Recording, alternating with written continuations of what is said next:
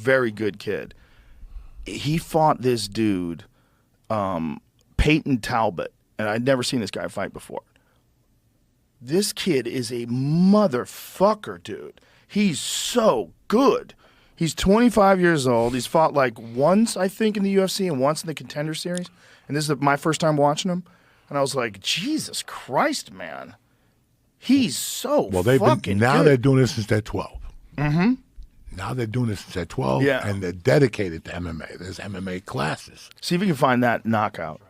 See if find the knee he would have hit him with in the first round. In the beginning of the fight, he was fucking him up. I think everything has a window. Like, that's what we were getting to. Like, especially with the UFC, it's when you get to the UFC, you have to give yourself a window. Because after a while, that's the thing about fighting. It'll go on forever. Yeah, there's very few guys that are like Jim Miller. Jim Miller's still fighting at a world-class level. Brad Tavares can still knock you the fuck out. Oh, Brad Tavares. That's a strong He just beat Chris Weidman. I love And he Brad. looked fantastic. He looked fantastic. Yeah. Tavares. Those with the leg kicks, very right? He was good. kicking him. Oh, my God. Him. Yeah. Kicking the shit out of him. Yeah. And just looked slick.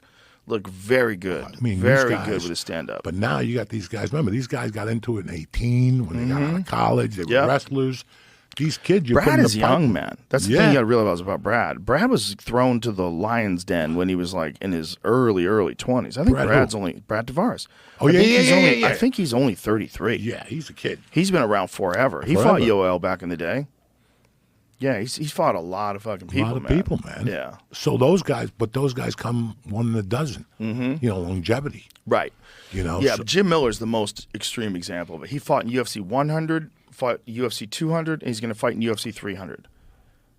Like, what the fuck, dude? And he looked awesome. And he still teaches. Yeah. Well, no, he doesn't do that anymore. That's also what's helped him a lot. He sold his gym. Okay. It was too much. He explained it when he came on the podcast. It's like, it's just too much work.